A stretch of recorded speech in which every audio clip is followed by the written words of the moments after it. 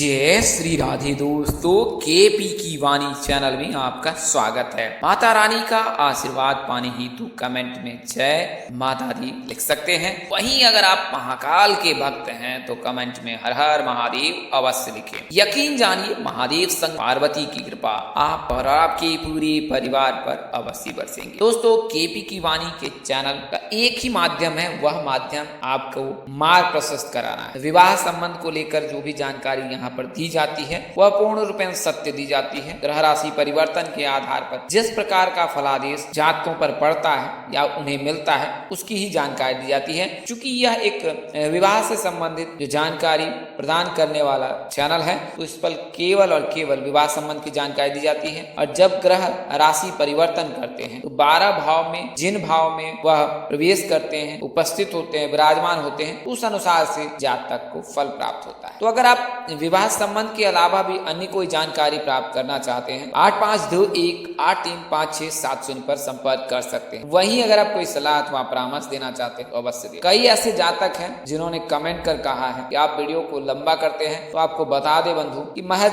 1 minute में ज्योतिष शास्त्र का ज्ञान प्राप्त नहीं किया जा सकता है। इसके लिए आपको अगर हम विस्तार से जानकारी दें तो फिर आपको पूरी जानकारी प्राप्त हो, अन्यथा 1 मिनट में ज्योतिष शास्त्र के एक भाव का भी जानकारी प्राप्त करना बेहद कठिन है। इसका आप अवश्य ध्यान रखें, क्योंकि शास्त्र में जो है इस प्रकार का विधान है, आप जब भी अध्ययन करते हैं तो पूर्ण अध्ययन करना चाहिए। तो आइए अब वीडियो में आगे बढ़ते हैं। तो आपको बता दें शुक्र का जो गोचर है कन्या राशि में हो चुका है, ऐसा मैंने आपको वीडियो में बताया है। इसके अलावा अन्य चैनल के वीडियो में भी जो भी ज्योतिष प्रकांड पंडित होंगे उन्होंने यह जानकारी आपको दी होगी। तो जो शुक्र है जब राशि परिवर्तन करते हैं तो सामान्यतः 22 से लेकर 27 दिनों तक वो एक राशि में रहते हैं। कई अवसर पर 25 दिनों तक लगातार रहते हैं, कई अवसर पर 27 दिन, कई अवसर पर 23 दिनों में वो एक राशि से दूसरी राशि में गोचर कर जाते हैं। कुल मिलाकर कहे तो जिस तरह सूर्य अपनी राशि परिवर्तन 30 दिनों में करता है, उसी प्रकार शुक्र भी लगभग 25 से लेकर 27 दिनों में राशि परिवर्तन कर देते हैं। तो इससे जो है 4 राशि के जातकों के लिए शुभ योग बन रहा है। कार्तिक के महीने, कार्तिक का महीना जो है बेहद पावन होता है। ये महीना इसलिए पावन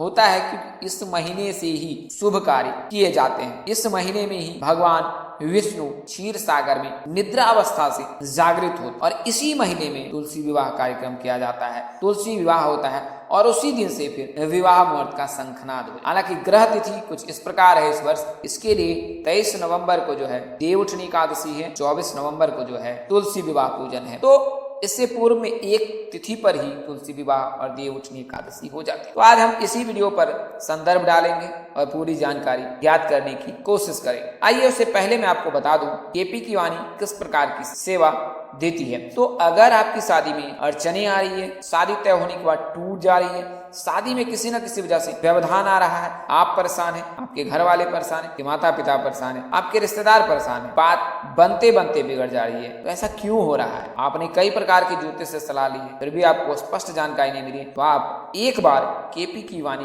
पर अवश्य संपर्क करें, सेवा का मौका दें। आपको कुंडली देखकर पूर्ण जानकारी दी जाएगी कि आपके वैवाहिक जीवन में क्यों परेशानी आ रही है। आइए अब वीडियो में आगे बढ़ते हैं। कुंडली बनवाते हैं, विश्लेषण कराते हैं, तो आपको विस्तार पूर्वक जानकारी दी जाती है कि आपकी शादी कब होगी, कहाँ होगी, कैसे होगी, किससे होगी, किस दिशा में होगी, कितनी दूरी पर होगी, किस नाम से होगी, किस राशि से करनी चाहिए, जीवन साथी का रंग, रूप, स्वरूप, स्वभाव और उनका करियर कैसा होगा, आपका करियर कैसा होगा। अगर आप लव मैरिज करना चाहते हैं तो माता पिता की सहमति मिलेगी कि नहीं मिलेगी, ससुराल में घर द्वार कैसा होगा, सास ससुर का स्वभाव कैसा होगा, पति कितना पढ़ा लिखा होगा, पत्नी कितनी पढ़ी लिखी होगी, संतान योग, राज योग, भाग्य योग, भाव योग, ये तमाम तरह की जानकारी अब आप केपी की वाणी से प्राप्त। तो आइए अब वीडियो में आगे बढ़ते हैं और सर्वप्रथम शुक्र राशि के बारे में जानकारी ज्ञात करते हैं। तो शुक्र जो है राशि परिवर्तन कर चुके हैं 3 नवंबर को, और शुक्र जो है 3 नवंबर को जो है संध्या काल में राशि परिवर्तन किए हैं और फिर अगले 27 दिनों तक ये कन्या राशि में रहेंगे। इससे पूर्व सिंह राशि में थे और अब कन्या राशि में प्रवेश कर चुके हैं। तो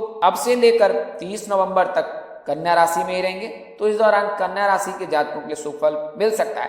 हालांकि शुक्र कन्या राशि में नीच के माने जाते हैं, तो ऐसी परिस्थिति में कन्या राशि के जातकों के लिए ज्यादा शुभ फल प्राप्त न हो, लेकिन बुध का भी गोचर कन्या राशि में होने जा रहा है, राहु का गोचर, केतु का गोचर कन्या राशि में हो चुका है। तो कुल मिलाकर कहें तो कन्या राशि के जातकों के लिए बेहद शुभ महीना है नवंबर का। आइए पहले शुक्र के बारे में बता दें। तो ज्योतिष शास्त्र में शुक्र को शुभ ग्रह माना गया है, शुभ फल प्रदान करने वाला माना गया है। यह वृषभ एवं तुला राशि के स्वामी है। शुक्र मीन में उच्च के होते हैं और कन्या में नीच के होते हैं। बुध और शनि शुक्र के सखा यानी मित्र हैं।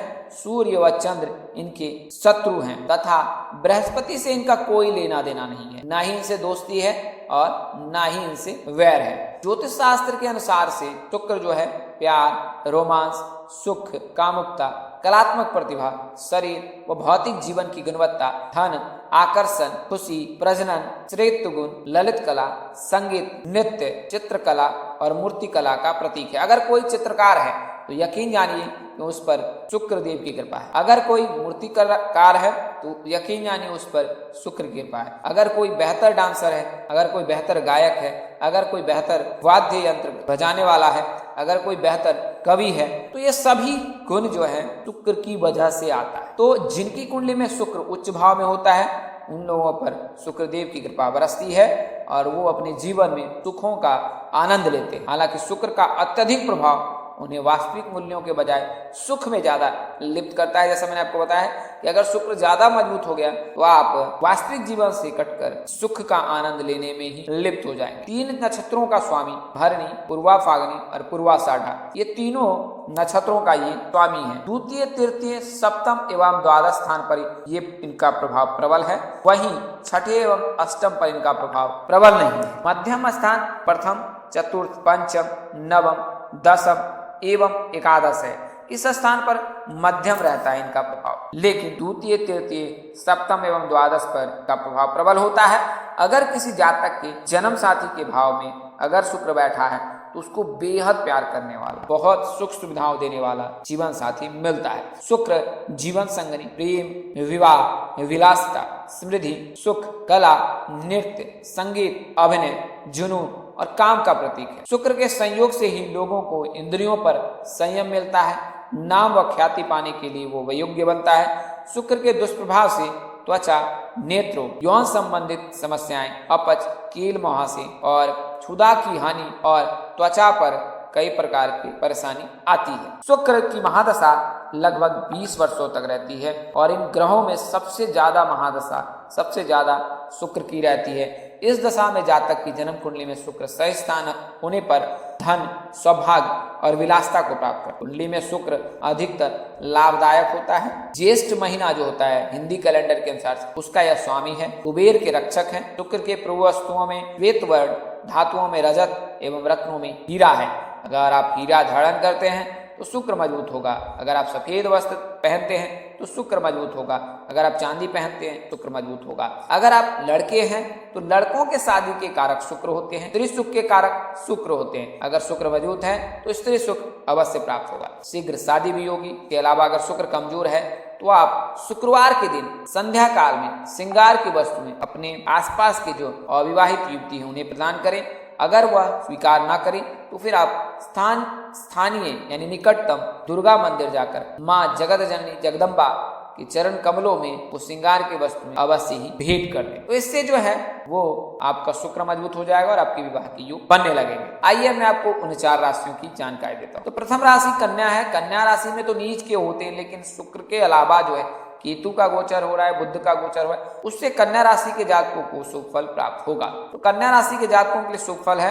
अगर आप कन्या राशि के जातक हैं तो ए नाम के जातक, एस नाम के जातक, डी नाम के जातक से वर्णय सूत्र में बंधने के योग हैं। बात करें दिशा की, उत्तर दिशा विवाह के योग प्रबल हैं। अगर आप रिश्ते लेकर जाना चाहते हैं तो आप उत्तर दिशा, इसके अलावा दक्षिण दिशा में भी जा सकते। वहीं अगर आप कन्या राशि की लड़कियां हैं तो आपकी जो शादी है अमित, अनुज, अमिताभ, दीवाना, साजन, संजय आदि नाम से होने की संभावना प्रबल है। बात करें जन्मदिन से तो 27 वर्ष से लेकर 32 वर्ष के मध्य अगर आप कन्या राशि के जातक हैं तो आपकी शादी के प्रबल योग है। शीघ्र विवाह के लिए हर गुरुवार को केले की जड़ में हल्दी मिला हुआ जल अगर आप डालते हैं तो शीघ्र विवाह के योग बनते हैं। बात करें अगली राशि की तो देखिए वृषभ राशि के जातक के लिए वर्तमान समय में विवाह के योग नहीं है, लेकिन आगामी वर्ष में विवाह के योग है। हालांकि रिश्ते आपके लिए आ सकते हैं, आपकी शादी तय हो सकती है, क्योंकि आपके राशि स्वामी शुक्र हैं, आराध्या माँ दुर्गा है तो माँ दुर्गा की पूजा उपासना आराधना करने से आप पर सुख फल अवश्य प्राप्त होगा। वहीं बात करें वृषभ राशि के जातकों के विवाह की, तो 1 मई 2024 से लेकर 16 मई 2025 तक विवाह के प्रबल योग है। बात करें नाम अक्षर की, तो राशि नाम अक्षर 20 से होते हैं। वहीं भाग्यशाली रंग इनका सफेद है। माँ आराध्या जो है माँ दुर्गा है। भाग्यशाली अंक 2 और 7 है। अनुकूल दिशा आपके लिए दक्षिण पश्चिम है। राशि धातु लोहा शीशा है। राशि शुभ रत्न हीरा है। राशि अनुकूल रत्न जो है वो हीरा पन्ना नीलम है। राशि अनुकूल वार शुक्रवार बुधवार तथा शनिवार है। राशि स्वभाव स्थिर है। राशि तत्व पृथ्वी है। राशि प्रकृति वायु है। तो अगर आप वृषभ राशि के जातक हैं तो आपके लिए शुभ योग है। हालांकि वर्तमान समय में रिश्ते तय हो सकते हैं, रिश्ते की बातचीत हो सकती है, किंतु विवाह इस वर्ष तो बिल्कुल ही नहीं हो सकती है आपकी। आगामी वर्ष में विवाह के प्रबल योग है। वहीं अगली जो राशि है वो तुला राशि है, क्योंकि इनके भी राशि स्वामी शुक्र ही होते हैं। वर्तमान समय में गुरु भी जो है तुला राशि के जीवन साथी भाव को देख रहे हैं। इनका राशि नाम अक्षर जो होता है आर से होता है। तुला राशि इनकी भी आराध्या माँ दुर्गा है। जगत जननी आदि शक्ति माँ जगदम्बा है। भाग्यशाली रंग इनका भी सफेद है। भाग्यशाली अंक इनका 2 और 7 है। राशि स्वभाव रत्न जो है हीरा ही है। राशि धातु लोहा चांदी है। अनुकूल दिशा आपके लिए पश्चिम है। राशि अनुकूल रत्न हीरा पन्ना तथा नीलम है। अगर हीरा धारण करना चाहती है तो हीरा धारण कर सकते हैं। आर्थिक स्थिति अनुकूल न रहने पर आप पन्ना या नीलम भी धारण कर सकते हैं। राशि अनुकूल वार जो है शुक्रवार शनिवार और बुधवार का है। राशि स्वभाव चर है और इन्हीं तीनों दिनों में ही किसी एक दिन में आपके विवाह के योग है। राशि तत्व वायु है जो है राशि प्रकृति है। तुला राशि के जातक के लिए भी शुभ योग है। अगर आप तुला राशि के जातक हैं तो आपके जो शादी के योग बन रहे हैं और वर्तमान समय से ही है योग, और आगामी महीने में भी जब तुला राशि में शुक्र का गोचर होगा, जीवन साथी के भाव में गुरु का गोचर हो रखा है, तो कुल मिलाकर तुला राशि के जातकों के लिए शुभ योग है। आने वाले समय में और वर्तमान समय से लेकर 1 मई 2024 तक तुला राशि के जातक के 100% विवाह के योग बन रहे हैं। अगली जो राशि है वो मीन राशि है, क्योंकि गुरु शुक्र जो है मीन में उच्च के होते हैं। तो अगर आप मीन राशि के जातक हैं, न केवल शुक्र उच्च होते हैं बल्कि शुक्र जो है मीन राशि के जातकों के विवाह भाव को भी देख रहे हैं। तो इसलिए मीन राशि के जातकों के लिए प्रेम रोमांस का समय रहेगा। इस समय में आपको सभी प्रकार के सुखों की प्राप्ति होगी। पार्टनर से प्यार मिलेगा, वो भरपूर प्यार मिलेगा। इसके अलावा पार्टनर की बातचीत, आपसे ढेर सारी बातचीत हो सकती है। पुराने प्यार के आपके जीवन में वापसी हो सकती है। आपका जीवन जो है वो आगे बढ़ता जाएगा। इसके अलावा जो है विवाह के भी योग है। राहु के गोचर करने से मीन राशि के जातक के विवाह के भी योग बनेंगे। तो कुल मिलाकर कहें मीन राशि के जातकों के लिए शुभ योग है। इनके राशि स्वामी जो है देवगुरु बृहस्पति हैं। आराध्य जो है वो भगवान विष्णु जी हैं। इनका शुभ रंग पीला होता है और इनका शुभ अंक 9 और 12 होता है। अनुकूल दिशा आपके लिए उत्तर है। राशि धातु कांस्य है। राशि शुभ रत्न पुखराज है। राशि अनुकूल रत्न खराज मोती तथा मूंगा है। राशि अनुकूल वार गुरुवार सोमवार और मंगलवार है। हालांकि मंगलवार के दिन विवाह का चयन भूल कर न करें। राशि स्वभाव द्वि स्वभाव है, टू माइंडेड रहते हैं मीन राशि के जातक। राशि तत्व जल है। राशि प्रकृति कफ है। बात करें दिशा की तो उत्तर और पूर्व दिशा में विवाह के योग हैं। वहीं बात करें आपके नाम अक्षर की तो SGBBV नाम में से किसी एक जातक के साथ आप परिणय सूत्र में बन सकते हैं। तो अगर आप मीन राशि के जातक हैं, समय अनुकूल है, परिणय सूत्र में बन सकते हैं। न केवल शुक्र से गोचर से बल्कि राहु के गोचर से भी अगले 18 महीने में आपकी परिणय सूत्र में बंधने 100% योग है। तो आज के लिए इतना ही। अगले वीडियो में फिर मिलेंगे।